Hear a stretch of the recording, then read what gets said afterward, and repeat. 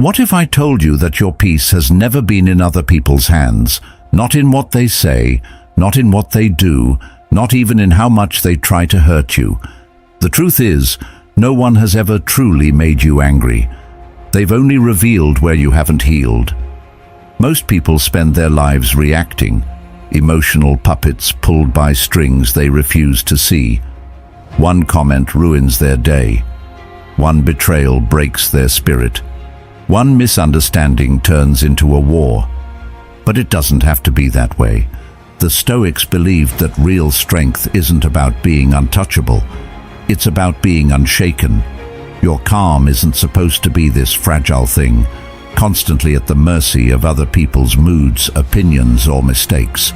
It's supposed to be rooted in reason, in clarity, in the part of you that can step back, breathe, and choose how to respond, not just how to react. The world will test you. That's a given. But whether you get pulled into its chaos, that's your choice. This video is about reclaiming that choice.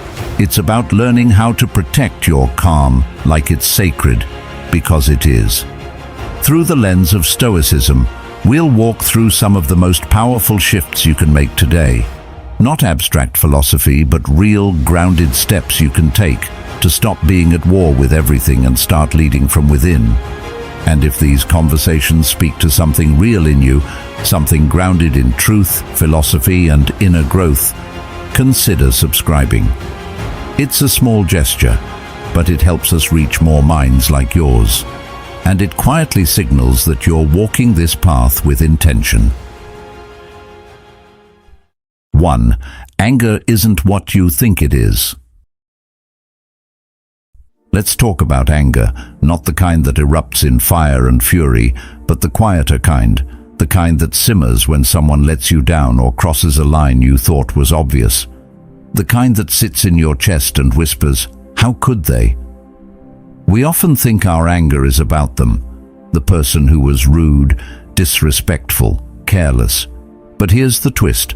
More often than not, it's not about them at all. It's about the story you were telling yourself, the silent expectation you had that the other person didn't even know they were supposed to meet. See, anger shows up when reality doesn't match the mental script you were holding. You expected someone to be more thoughtful. You expected loyalty or gratitude or a simple thank you. And when you didn't get it, your mind screams, "This isn't how it's supposed to go." But who said how it's supposed to go? Did the other person agree to your terms? Did they even know what your terms were? Carl Jung once said, "Everything that irritates us about others can lead us to an understanding of ourselves." That hits hard. Because what if your anger isn't just a reaction, but a mirror? What if it's showing you something unresolved inside you, something worth exploring rather than suppressing or exploding over? Stoicism teaches us to challenge our assumptions. So if someone else's behavior makes you mad, the Stoic response isn't to lash out. It's to pause, to trace that anger back to its root, to ask, what was I hoping for that didn't happen? What belief just got threatened? Let's make this real. Your friend cancels on you again, and you're fuming. Not because of the cancellation itself, but because somewhere in your mind, there's a belief. People who care about me follow through. They don't flake. And maybe that belief comes from past letdowns. Maybe from a place where you felt unimportant or forgotten. That's not weakness. It's human. But the key is recognizing that the anger isn't about this one cancelled plan. It's about a deeper wound being touched. Socrates once said, "The unexamined life is not worth living." And when it comes to emotion, especially anger, examining it is where the wisdom lives. Instead of reacting blindly, you start asking, why did this bother me so much? Why this and why now? And just like that, you go from being controlled by your emotions to learning from them. Aristotle believed that anyone can become angry. That's easy. But to be angry with the right person at the right time, for the right reason, and in the right way, That's the hard part. That's the art. That's emotional maturity. So here's a simple practice. When you feel that rise of frustration, instead of clenching your jaw or firing off a text, take a moment, ask yourself, what expectation just got violated, and why was I so attached to it? You'll be surprised how often that single question can dissolve the intensity. Anger isn't your enemy, it's your compass, but only if you're willing to read it right. 2. Silence is a power move. Sometimes, the most powerful thing you can say is nothing at all. That might sound counterintuitive in a world that celebrates the loudest voice, the sharpest comeback, the most viral clapback. We've been taught that silence means weakness, that if you don't speak up immediately, you're letting someone walk all over you. But what if that's not true? What if, in many cases, silence isn't surrender, it's self-control? Let's be honest. Most of us have said something in the heat of the moment that we wish we could take back. A sentence we fired off without thinking, a text we sent in anger, a comment that burned a bridge. But how often do we truly regret pausing? Rarely. Silence almost never haunts you. But angry words? They echo. The Stoics were big on this. Seneca, one of the most quoted Stoic philosophers, said, "Anger, if not restrained, is frequently more hurtful to us than the injury that provokes it." And he was right. When we react instantly, we're not responding from wisdom, we're reacting from impulse, and impulses are rarely wise. Think of silence not as passivity, but as power under control. That moment when someone disrespects you, challenges you, throws shade, your immediate instinct might be to fight back.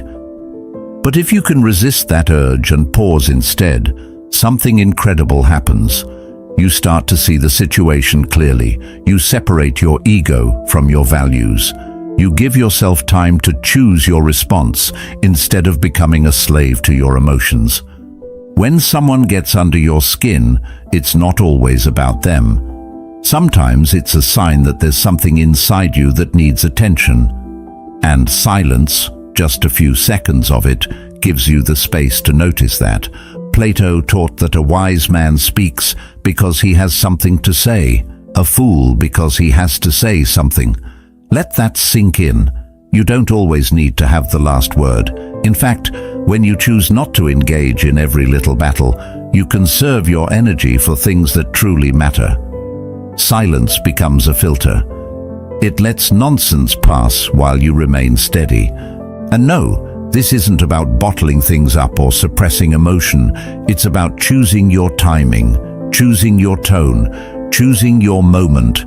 The pause between stimulus and response, that's where your power lives. So next time you feel the fire rising, pause, count to 5, let them talk. Let them dig their hole if they must. Your job isn't to correct every offense. Your job is to protect your peace. As Epictetus once put it, it's not what happens to you, but how you react to it that matters.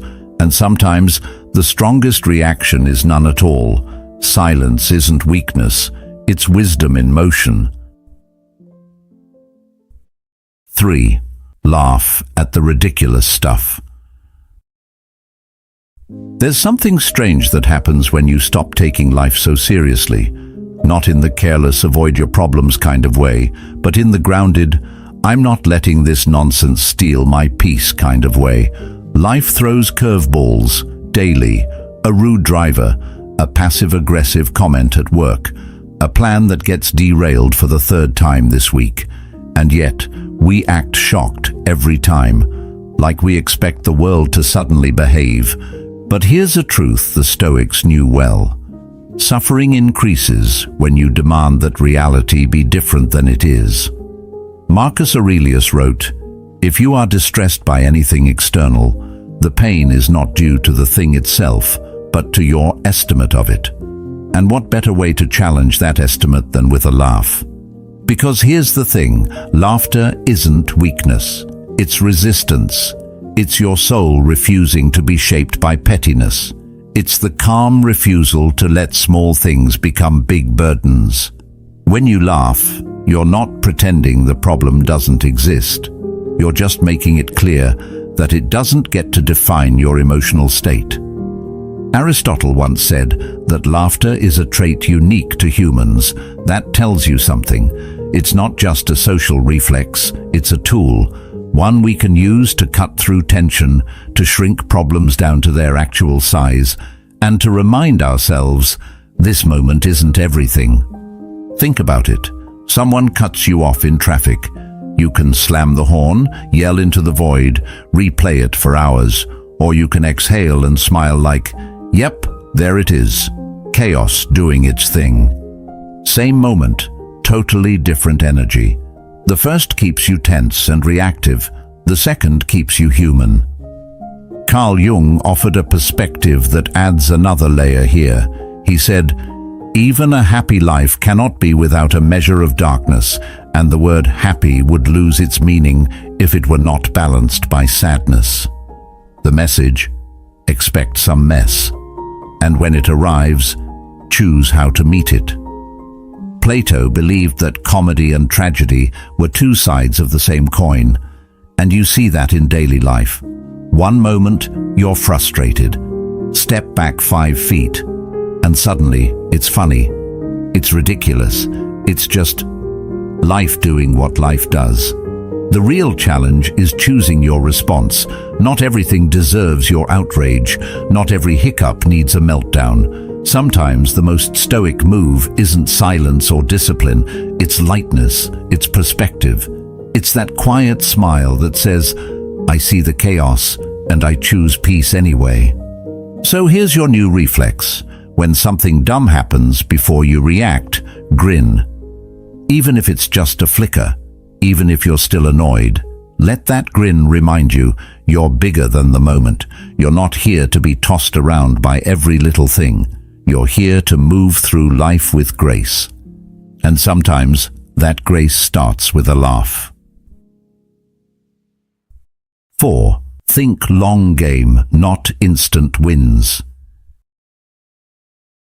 There's a quiet kind of strength in walking away from a fight you know you could win. Not because you're afraid, not because you don't have the right words or the sharper edge, but because deep down you know peace is more valuable than proving a point. The real flex isn't dominating the argument, it's not needing to. Think about it. How many times have you won an argument only to sit with that weird, empty feeling afterward? Maybe you were right. Maybe you made your case perfectly. But instead of feeling victorious, you felt agitated, heavy, maybe even a little guilty. That's because the goal wasn't truth, it was control, and control rarely brings peace. The Stoics had a word for this, apatheia, not apathy in the modern sense, but a state of inner calm that isn't thrown off by other people's chaos. Marcus Aurelius, who ruled an empire surrounded by conflict, wrote, "The best revenge is to be unlike him who performed the injury." In other words, don't lower yourself to meet someone in their mess. Rise above it. When someone triggers us, it's rarely just about them. It's about what that conflict stirs up in us, our need to be seen, to be heard, to be right. But here's the thing. Not every trigger deserves a response. Some just need to be observed. Plato believed that self-mastery was the highest form of freedom, and that includes mastering your reactions. If you always need to have the last word, you're not free, you're hooked. You're on a leash, pulled by anyone who knows how to push your buttons. But when you choose peace over pride, you become unshakable. This doesn't mean you let people walk all over you. This isn't about being passive or avoiding hard conversations. It's about discernment. It's about asking yourself in the moment, is this conversation worth my energy, or is it just noise? Because energy is a currency, and once it's spent, you don't get it back. Socrates famously said, "Strong minds discuss ideas, average minds discuss events, weak minds discuss people." So when the conversation starts sliding into gossip, accusation, or ego-driven drama, consider whether it's worth participating in at all. Zoom out. Ask yourself, what kind of life am I trying to build? Who am I becoming in this moment? Because the truth is, you can win the argument and still lose the connection, still lose your composure, still lose yourself. So maybe the real win is knowing when to speak and when to stay silent, when to defend your truth, and when to simply walk away with your dignity intact. Not everything is worth a reaction. Save your energy for the moments that actually shape your future. Let the rest go. 5. Turn emotional control into a game. There's a kind of quiet pride in staying unbothered, not in a fake, I don't care kind of way, but in the deeply intentional way that says, I choose peace over pettiness. Because let's face it, life throws plenty of reasons to react. People cut in line, someone talks down to you, a message gets left unread. But what if you flipped the script and turned those moments into training reps for your mind? That's where the Stoics were ahead of their time. They didn't aim to feel nothing, they aimed to master everything. Marcus Aurelius, the philosopher emperor, once said, "You have power over your mind, not outside events. Realize this, and you will find strength." So if someone's attitude ruins your day, it's not really their fault. It's a sign your inner world needs work. Now here's a new way to approach it. Make calm a game. Seriously, start counting how many times today you could have reacted and didn't. That's your scoreboard. Someone cuts you off in traffic, you breathe, let it go, boom, point on the board. Someone gives you a snarky comment, you smile and stay cool, another win. It turns emotional self-control from a chore into a challenge. And something weird happens when you gamify it. You start looking forward to opportunities to stay grounded. You begin to notice how much control you actually have. Aristotle once said, "What it lies in our power to do, it lies in our power not to do." That applies perfectly here. You can always speak, you can always fire back, but it's the moments when you don't, when you choose not to react, that build character. That's self-mastery. That's how mental strength is formed. Carl Jung added another layer when he said, "Until you make the unconscious conscious, it will direct your life and you will call it fate." Think about that. Every time you snap without thinking, you're being led by habits you haven't challenged. But when you pause, reflect, and respond with intention, you're rewiring your patterns. And let's be clear, this isn't about suppressing how you feel. That's not healthy or sustainable. It's about becoming so aware of your emotions that you know how to guide them instead of being guided by them. You're not pushing them down, you're lifting yourself above them. Plato taught that the first and best victory is to conquer yourself. That victory doesn't happen once. It happens dozens of times a day, in the comments you ignore, in the gossip you don't spread, in the thoughts you question before they become actions. So try it. Track your calm like a high score. Each moment you stay grounded is proof you're leveling up.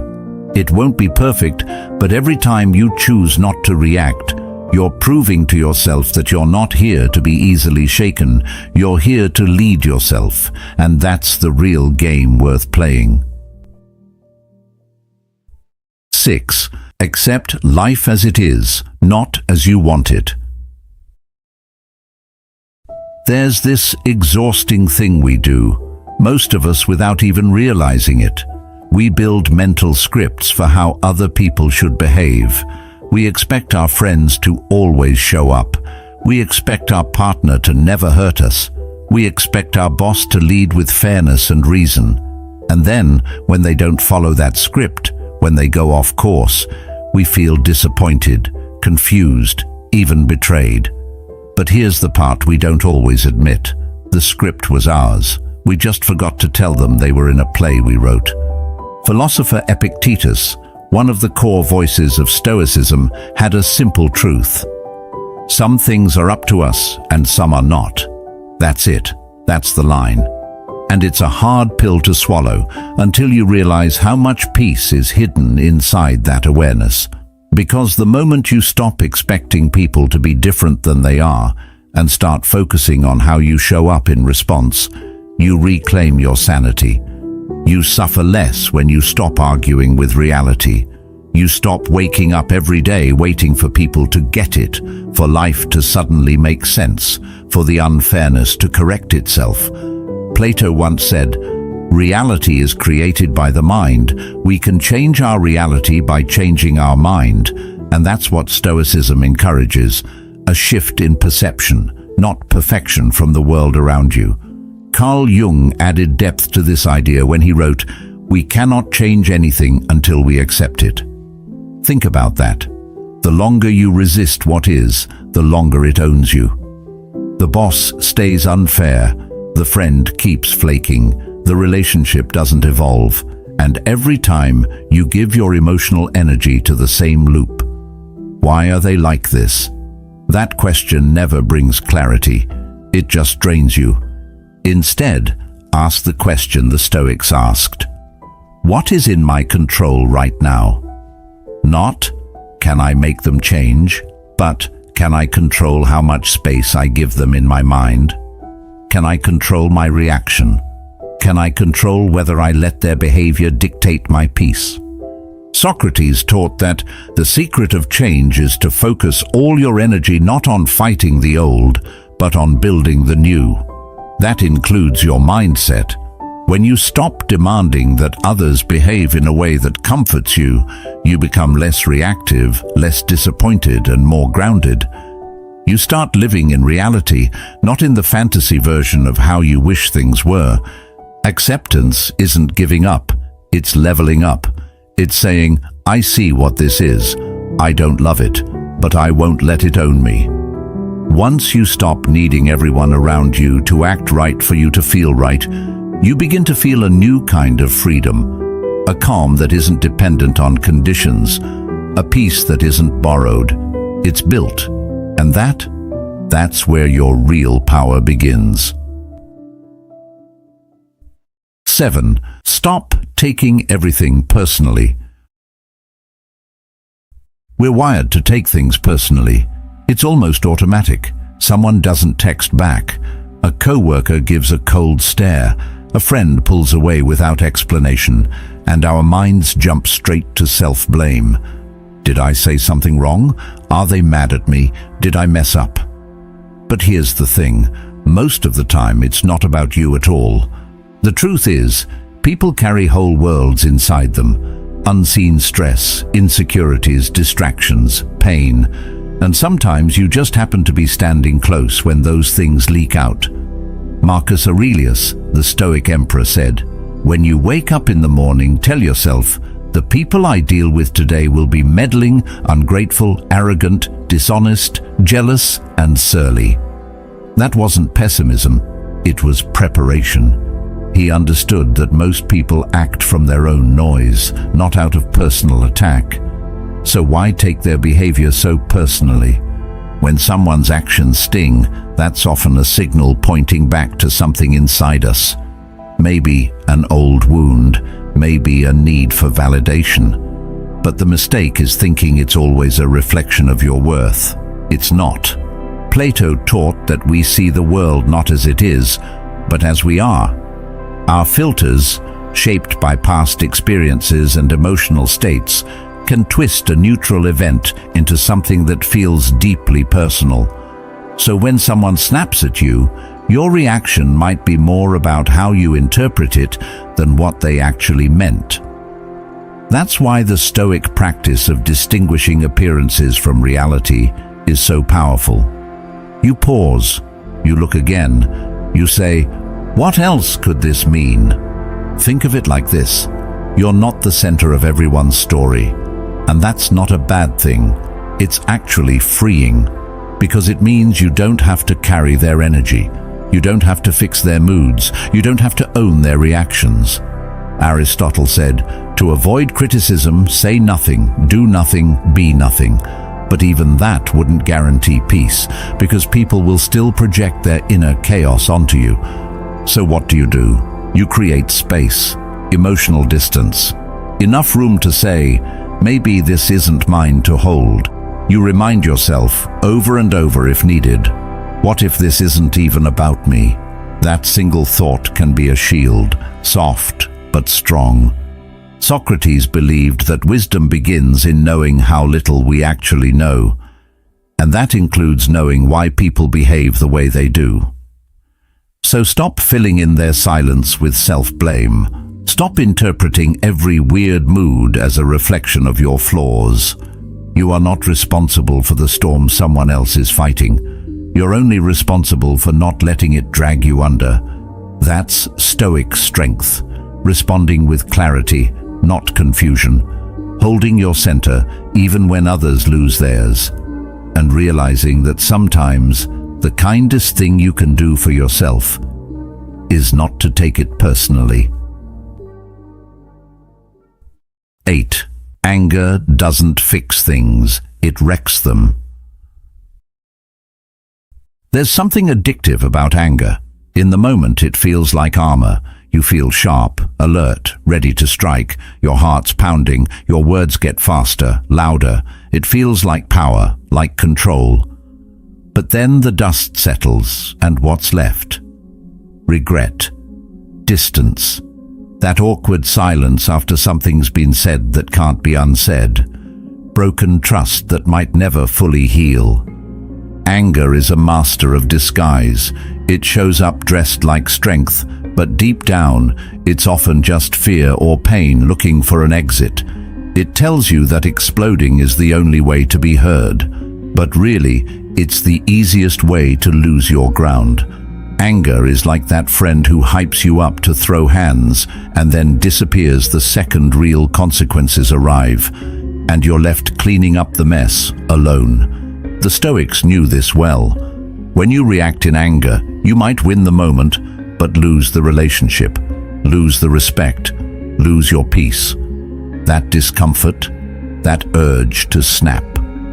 It's often a flare from your own inner world, pointing to wounds or unmet needs. And if you can pause just long enough to examine it, you open the door to something far more powerful than anger, awareness. Plato believed that true courage is knowing what not to fear, and sometimes what we fear most is looking weak. We think that staying calm is surrendering power, when in reality it's the highest form of control. The person who can stay centered when everything around them is spinning, that's not weakness, that's strength with roots. The Stoic view of fire was this: use it wisely.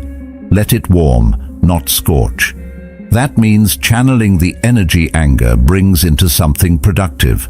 Let it fuel a boundary, not a blow-up. Let it sharpen your clarity, not your tongue. Let it push you to act, but not to attack. Aristotle once said, "Anybody can become angry, that is easy. But to be angry with the right person, to the right degree, at the right time, for the right purpose, and in the right way, that is not within everybody's power and is not easy." That's emotional discipline. That's choosing your response instead of being owned by it. So next time the fire rises, pause. Not because you're scared to speak, but because you respect yourself enough not to burn everything down. You can be assertive without being aggressive. You can be clear without being cruel. You can stand your ground and still walk away with grace. Because real power doesn't come from yelling louder. It comes from staying calm longer. 9. Resentment is heavy. Let it go. There's a quiet weight we carry when we hold on to pain, not the pain itself, that comes and goes, but the story we attach to it, the grudge, the resentment, the replaying of what someone said, what they did, what they never apologized for, and every time you think about it, you feel that sting again. the same hurt, just recycled through memory. It's exhausting. Here's the hard truth. The person who hurt you probably isn't thinking about it anymore. They've moved on. They're living their life, sipping coffee, scrolling through their phone, unaware that they still live rent-free in your mind. Meanwhile, you're carrying around their words like a fresh wound. But it's not fresh. It's old. It's scar tissue you keep picking at. Marcus Aurelius, the Stoic emperor, wrote, "The best revenge is to be unlike your enemy." In other words, don't let someone else's cruelty turn you into a prisoner of your own bitterness. Don't let their behavior dictate your inner world. That's not justice. That's surrendering your peace. Carl Jung once said, "I am not what happened to me. I am what I choose to become." That's the shift. Letting go isn't about erasing the past. It's about refusing to let it define you. It's saying, yes, this hurt. Yes, it changed me. But I won't let it shape who I am moving forward. You take back authorship of your own story. Aristotle believed that we are what we repeatedly do. So if you rehearse resentment, if you practice bitterness, you become shaped by that energy. It becomes your emotional baseline. But you can choose to interrupt that cycle. You can choose to practice something else. Forgiveness, not for them, but for yourself. Plato taught that the soul is harmed more by injustice committed than injustice received. When you hold a grudge, when you fantasize about getting even or proving your worth, you're prolonging your own suffering. You're tethering your peace to someone who may never make it right. So try this, just once. Say it out loud. This happened. It hurt, but it's over. Not because you're okay with it, not because it was fair, but because you're done letting it hold you hostage. Say it for your sanity, not their sympathy. Letting go doesn't mean forgetting. It doesn't mean what they did was acceptable. It means you're done reliving it. You're done bleeding for someone else's wound. You're finally choosing to stop carrying something that no longer serves your growth. The Stoics didn't aim to become cold or indifferent. They aimed to live wisely, to let go of what they couldn't control, to stay grounded in the present, not dragged backward by the past. So maybe the real strength isn't in holding on. Maybe it's in saying, I've carried this long enough. Now I'm setting it down, and then walking forward, lighter, freer, wiser. 10. You're not here to fix everyone. One of the quickest ways to lose your peace is trying to manage everyone else's life. It sounds noble at first, wanting to help, to guide, to protect the people you care about. But somewhere along the way, it shifts. That helpfulness becomes control. And suddenly, your mood is tied to their decisions. Your energy is spent chasing their change, and your sanity is hanging on whether or not they get it. It's a losing game. Here's the truth. You can't control people. Not your partner, not your kids, not your parents. You can't control your friends, your co-workers, or that one relative who refuses to listen no matter how many times you repeat yourself. Influence? Sure. Inspire? Absolutely. But control? That was never yours to hold. The Stoics were crystal clear about this.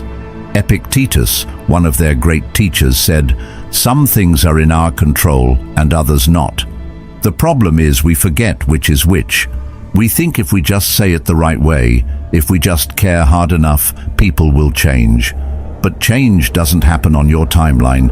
It happens on theirs. If it happens